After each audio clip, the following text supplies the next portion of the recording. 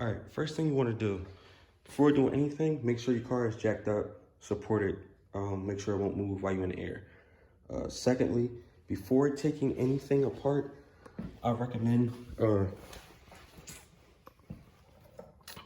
tying the brake caliper onto the body. Reason being, because when you want to drop the rear end, you don't want all that pressure falling on the brake hose. So make sure when you disassemble the brake line, you just zip tie it to the body, easy. Now,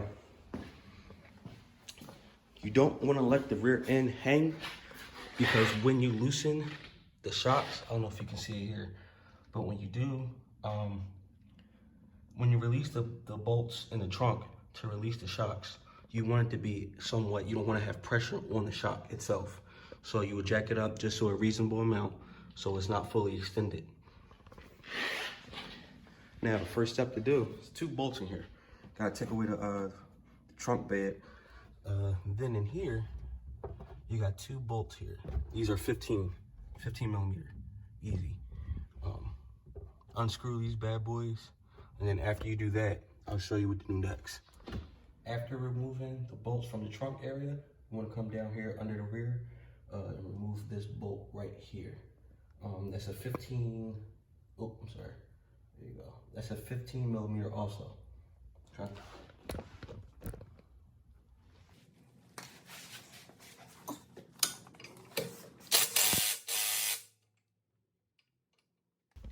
All right, now that the strut is removed, well, all the bolts are removed from the strut, what you want to do is, let's give it a nice little pull. There you go. Right on out.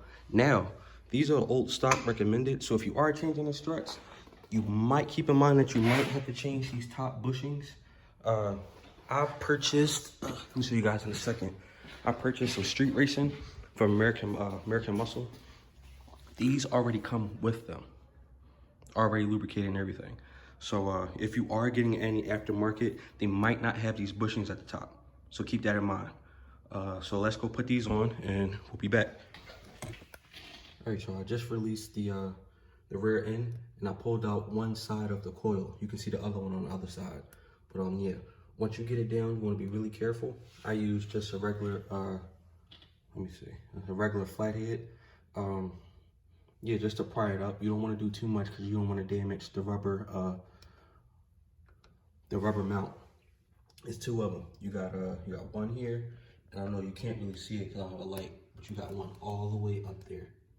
You want to check that too to make sure anything isn't corroded or any rust on there. And if it is, you clean it off if you can. If not, you can just go ahead and replace those as well.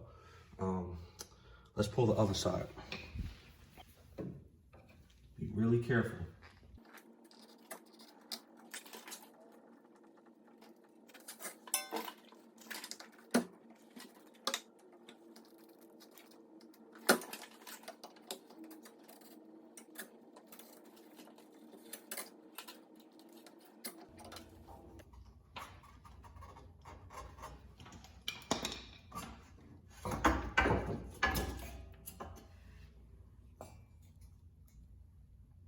Okay, release the old one. It's time for the new ones. But first, we want to check that upper rubber insole to make sure that's still intact.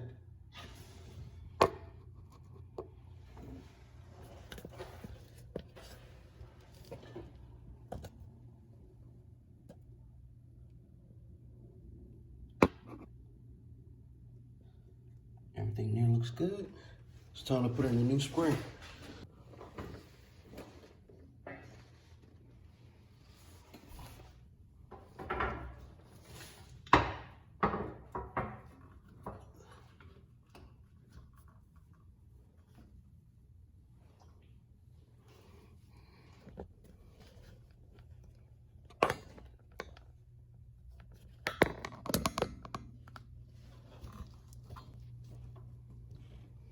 See that in there.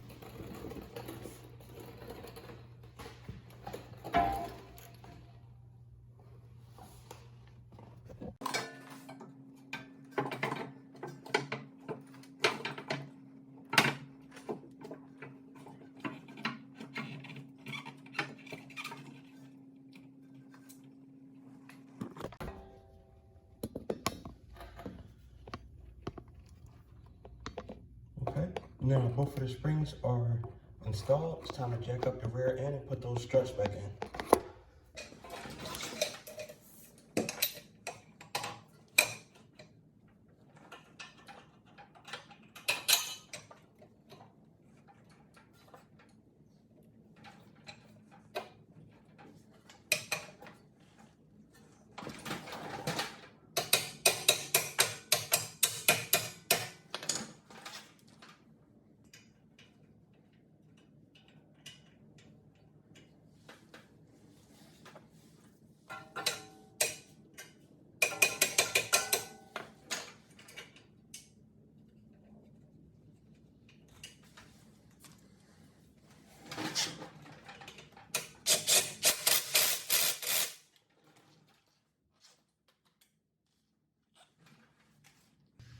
Okay, now that we're putting the struts in, it's good to know that these bottom bolts at the bottom, before putting them back on, keep in mind that you have to torque these down to 85 pounds to make sure that's tightened. So before you do that, make sure you get a torque wrench.